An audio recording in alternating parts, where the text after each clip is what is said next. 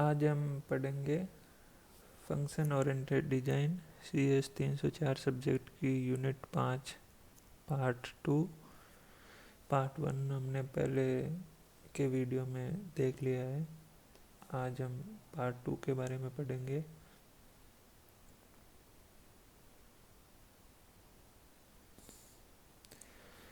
Part 2 के अंदर हम देखेंगे important concept associated with constructing DFD model. Means DFD model को जब बनाते हैं तो उसके जो इम्पोर्टेंट कॉन्सेप्ट है वो क्या क्या है।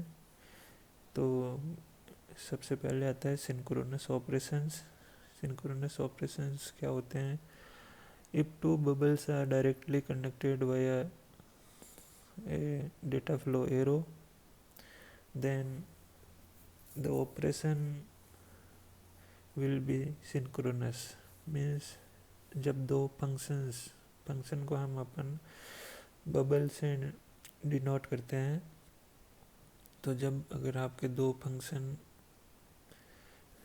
डायरेक्टली आपस में एक दूसरे से कनेक्टेड है डेटा फ्लो एरो से, तो वो फंक्शंस सिंक्रोनस फंक्शंस होंगे। यहाँ पे आप देख सकते हो, जैसे एक रीड नंबर आपकी बबल है और एक है वैलिडेट नंबर। मीन्स ये आपके दो फंक्शन है, रीड नंबर और वैलिडेट नंबर। तो ये आपस में डायरेक्टली कनेक्टेड है डेटा फ्लो एरो से। यहाँ पे बीच में कोई भी बफर टाइप का स्टोरेज के लिए कुछ भी यूज नहीं किया गया है। तो इसका क्या मतलब हुआ कि the validate number bubble can start processing only after the read number bubble has supplied to it. Means कि जो वैलिडेट नंबर है ये अपनी प्रोसेसिंग कब चालू कर सकता है? जब इसको रीड नंबर बबल सप्लाई देगा। एंड रीड नंबर जो बबल है उसको तब तक वेट करना पड़ेगा जब तक वैलिडेट नंबर के अंदर पहले से जो भी डेटा है वो उसको कंज्यूम नहीं कर ले। मीन्स ये आपस में एक दूसरे पे डिपेंडेंट है। वैलिडेट नंबर को जब तक रीड नंबर कोई भी डेटा की सप्लाई नहीं देगा तब तक ये अपनी प्रोसेसिंग स्टार्ट नहीं कर सकता, और रीड नंबर जब तक वेट करेगा जब तक इसको वैलिडेट नंबर अपने जो भी डेटा है उसको काम में नहीं ले लेता है। तो ये आपस में एक दूसरे पे डिपेंडेंट है और सिंक्रोनस है, क्योंकि ये आपस में कनेक्टेड है डायरेक्टली डेटा फ्लो एरो से। उसके अगला जो कॉन्सेप्ट आता है वो है asynchronous operation. If two bubbles are connected through a data store, then the speed of operations of bubbles are independent। Means ये एक आपका रीड नंबर फंक्शन है, ये वैलिडेट नंबर फंक्शन है, जो कि आपस में डेटा फ्लो एरो से डायरेक्टली कनेक्टेड नहीं है। तो यहाँ पे एक डेटा स्टोर नंबर जो है आपका डेटा स्टोर है, तो रीड नंबर से जो भी आएगा वो इस नंबर के अंदर स्टोर हो जाएगा, और जब भी वैलिडेट नंबर को ज़रूरत पड़ेगी तो वो नंबर से अपना डेटा ले लेगा। तो यहाँ पे जो फंक्शंस की जो स्पीड है वो आपस में इंडिपेंडेंट है। मीन्स वैलिडेट नंबर को रीड नंबर का वेट नहीं करना पड़ेगा और रीड नंबर को वैलिडेट नंबर का वेट नहीं करना पड़ेगा। The data produced by a producer bubble get stored in data store. Means कि जो प्रोड्यूसर बबल होगी, एक तो कंज्यूमर होगा, ये कंज्यूमर है ये प्रोड्यूसर है, तो data produce by producer bubble get stored in data store. तो जो भी प्रोड्यूस होगा वो इसमें स्टोर हो जाएगा। It is therefore possible that producer bubble store several pieces of data item even before the consumer people consume any of them. Means ये आपका एक प्रोड्यूसर है, ये एक कंज्यूमर है। तो कंज्यूमर आपका यहाँ से डेटा मान लो यूज नहीं कर रहा है, फिर भी जो प्रोड्यूसर होगा वो अपना डेटा यहाँ पे स्टोर कर सकता है बहुत सारा, इसका कंज्यूमर का वेट किए हुए बिना। तो ये दोनों ऑपरेशन आपस में इंडिपेंडेंट है, तो ये हुआ एसिंक्रोनस ऑपरेशन। फिर अगला कॉन्सेप्ट आता है डेटा डिक्शनरी। तो डेटा डिक्शनरी का क्या मतलब हुआ? Every DFD model of a system must be accompanied by a data dictionary. Means आप प्रत्येक सिस्टम का एक डीएफडी मॉडल बनाओगे तो उसके लिए आपको एक डेटा डिक्शनरी की ज़रूरत पड़ेगी। A data dictionary list all data items that appear in a DFD model.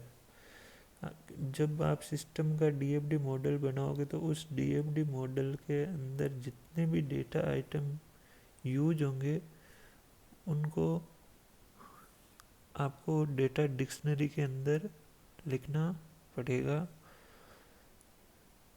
The data item listed include all data flow and the content of data flow, the content of data store appearing on all the DFDs in DFD model.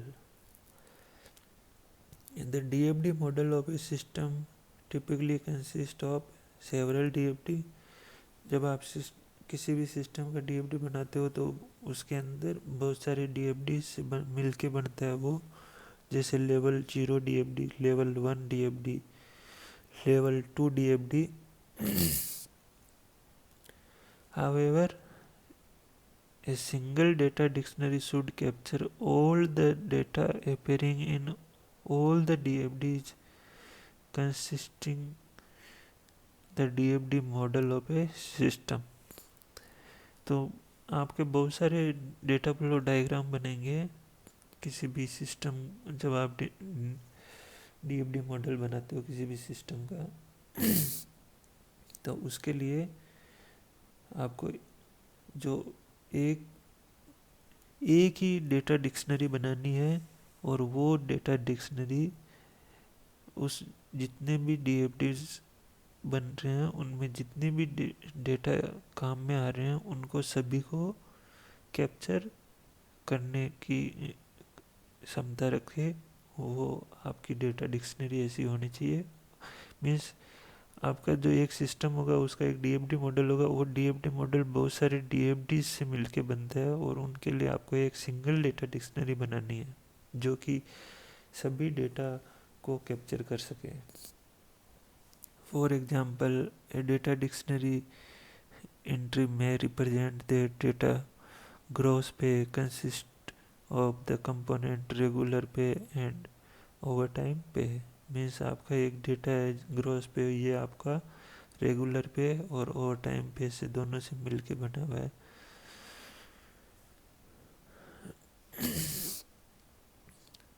The dictionary play a very important role in any software development process, especially for the following reason।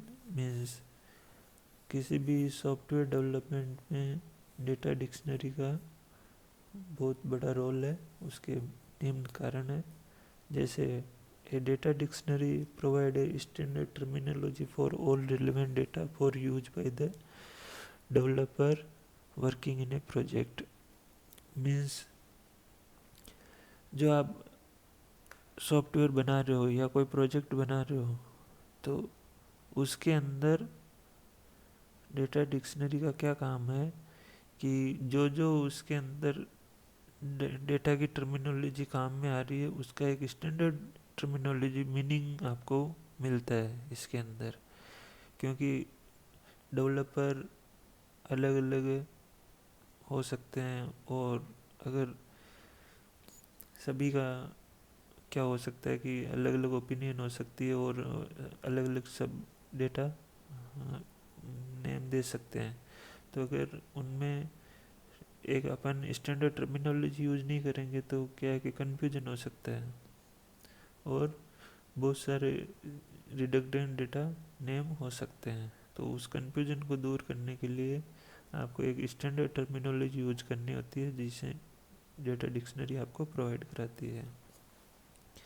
The data dictionary help the developer to determine the definition of different data structure in the terms of their component element while implementing the design है। जब आप software की design करते हो तो data dictionary जो developers होते हैं उनकी हेल्प करती है कि आपके जो अलग अलग टाइप के डेटा स्ट्रक्चर्स यूज किए गए हैं उनकी क्या डेफिनेशंस होगी।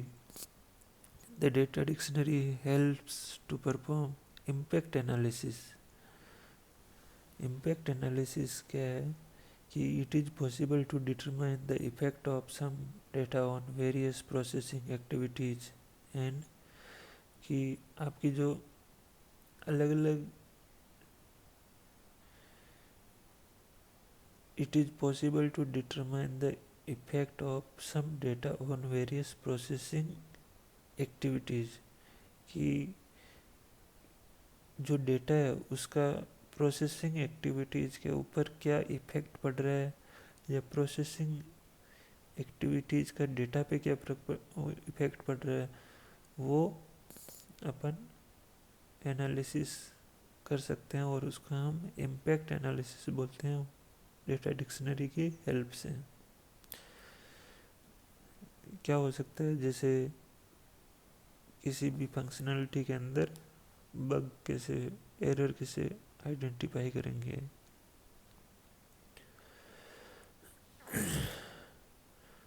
For large system the data dictionary can become extremely complex and voluminous. Even moderate size project can have thousands of entries in data dictionary।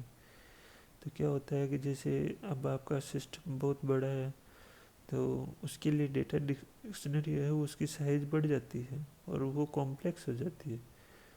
Even जैसे आपका मीडियम साइज का जो भी प्रोजेक्ट होता है उसके अंदर भी आपको हज़ारों एंट्रीज मिल जाती है डेटा डिक्शनरी के लिए और ये काम मैनुअली करने के लिए आपको बहुत डिफ़िकल्टी का सामना करना पड़ता है। तो इसके लिए जो कंप्यूटर एडेड सॉफ्टवेयर इंजीनियरिंग जो कैश टूल्स है वो इन प्रॉब्लम को जैसे आपका प्रोजेक्ट साइज बड़ी हो गई और कॉम्प्लेक्स हो गई तो उसके लिए कैश टूल्स का यूज किया जाता है डेटा डिक्शनरी बनाने के लिए।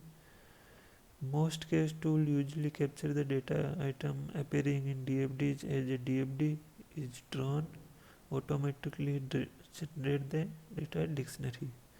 तो जो कैश टूल गया उसके अंदर आप DFD मॉडल की जो डिज़ाइन है वो बना दो और वो आपको ऑटोमेटिकली डेटा डिक्शनरी जनरेट करके दे देगा। As a result the designer do not have to spend almost any effort in creating the data dictionary। तो आपको डेटा डिक्शनरी डिज़ाइन करने के लिए या बनाने के लिए आपको किसी भी प्रकार की मेहनत की ज़रूरत नहीं है। These case tools also support some query language facility to query about the definition and usage of data items। तो समटाइम ये कैश टूल्स है वो भी आपको क्यूरी लैंग्वेज फैसिलिटी भी प्रोवाइड करता है। तो क्यूरी जो आपकी डेटा आइटम्स है कौन कौन से यूज हो रहे हैं और उनकी क्या डेफिनेशंस हैं उनके बारे में आप क्यूरी भी अप्लाई कर सकते हो इन केस टूल्स के हेल्प से। For example queries may be formulated to determine which data item affects which process. Means आप की एक क्यूरी है कि आप पता करना चाहते हो कि कौन सा डेटा आइटम कौन सी प्रोसेस को अफेक्ट करता है या कौन सी प्रोसेस कौन सी डेटा को अफेक्ट करती है या जो भी डेटा आइटम है उनकी डेफिनेशंस और यूजेज क्या है, तो वो आपको क्यूरी में हो सकता है। और उसके लिए आपको रिलेशनल डेटाबेस मैनेजमेंट सिस्टम की क्यूरी हैंडलिंग की जो फैसिलिटी है वो प्रोवाइड करवाती है।